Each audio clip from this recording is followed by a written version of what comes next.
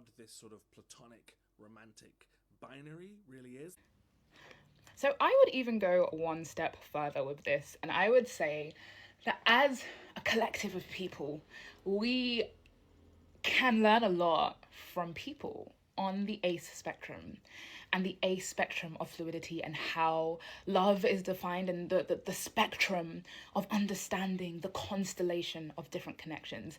As someone who is on the ACE spectrum, who's kind of demi slash abrosexual slash grey sexual, I kind of fluctuate in what my sexuality and like my attraction looks like. It's been really, really beautiful and eye-opening, but also painful, to love in the ways that I do, or to love in ways that deeply contrast the way that the world loves, or the way that the world has sorted things into such fixed binaries. And as someone who's also trans non-binary, it's really important as well, I think, just seeing the world as a constellation and as a continuous spectrum. And that extends into the way I see love. So abrosexual, for example, just to define some terms, abrosexual is essentially when, yeah, I guess your kind of like attraction and the way you experience attraction shifts. So I guess sometimes it's instant, sometimes I have to form an emotional connection, and sometimes I don't want to be having sex all the time. It just depends. It's like it's fluid. But I think that it extends even more beautifully into what we can all learn about the fluidity of connection and the types of connections that we can actually have and reach for. So in this video, this person goes on to talk about how his friend kind of confessed some romantic feelings for him, and it was all okay and it was fine in the end. And then speaks about the blurring of the line between the romantic and the platonic. In the beautiful community of like being on the ACE spectrum and asexuality, there's so many different terms and ways to describe how you might feel for somebody. And I have experienced this so many times in my life where, because I didn't maybe have the language, or no one was really loving that way, it's meant that like so many like connections in my life just ended up going up in like flames because of the different expectations of what it means to share that you have feelings for someone, and being able to, I guess, define it, especially when everything fits into such tight binaries of like friendship and romantic. But on the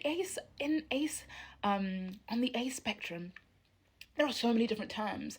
There is a term such as like the squish, when you have a feeling and like you feel connected to someone who maybe is a friend, but like it actually spills just outside of like a friendship, or like you're so close that you know it extends a little bit more, and like maybe there's like a stronger like emotional connection, but there's also like, I don't know, some glittery feelings going on there. And then there's like a mesh, which is when you have a really, really almost like deep kind of like emotional connection, where it's almost like it feels like a whirlwind type beat. And I'm just kind of speaking from experience of how I've experienced meshes. Sometimes with meshes, I'm not necessarily like attracted to the person consistently in that way, and sometimes I am like kind of like aesthetically slash essentially attracted to the person in that way. Does that make any sense? It's like there is a constellation of all the different types, and there's been people that I've dated where my connection to them and how I feel about them is more on the alterous level. Alterous is kind of essentially this feeling of,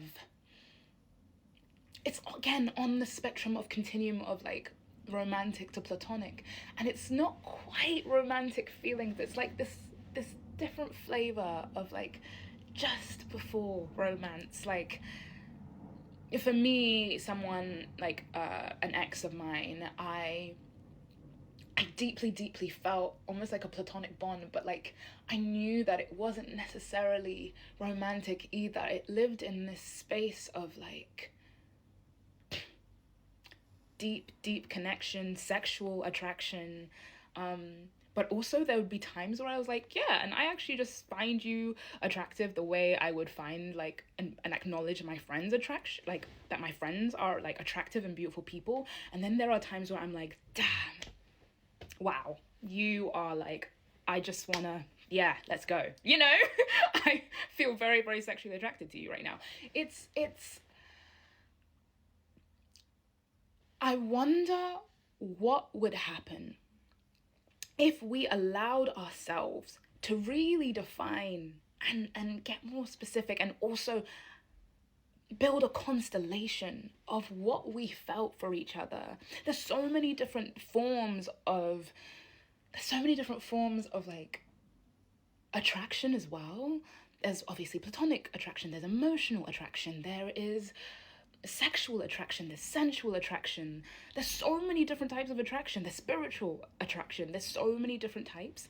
And really getting clear on like what is like a really prominent factor in you and a person's relationship, what may be elements of like physical connection you might want to have or might not want to have, starts to then actually make and customize a relationship. I think that often the way we see relationships has to be like all or nothing, just friends, and then romantic, and we're doing everything together. There are so many different ways we can do things. There are so many different ways. Maybe with a certain relationship, it's like, whoa, maybe we're really attracted to each other, or maybe you are attracted to a little bit attracted to each other, or maybe we just want to cuddle.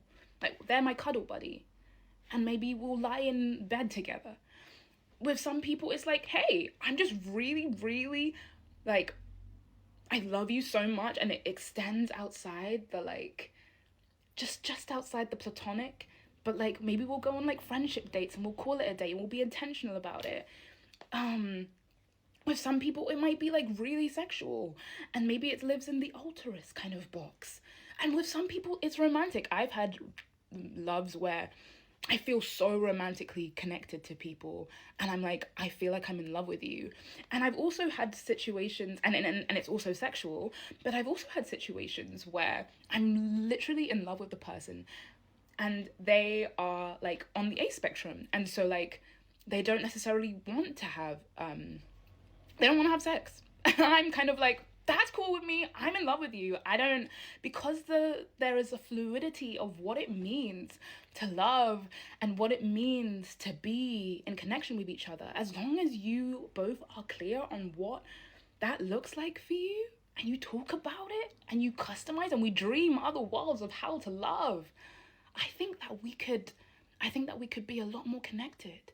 I don't think it's a binary. I'm trans. I don't believe anything's on a binary. I'm non-binary myself. Anyway, I am really passionate about this topic. So hearing him speak about this person who I'm stitching this with, it just got me hyped, and I just had to speak about it. Obviously, like, I do music, but I think a lot, and I think I do a lot of things. And this is one of the things I think a lot about and wanted to share on. So yeah, some thoughts.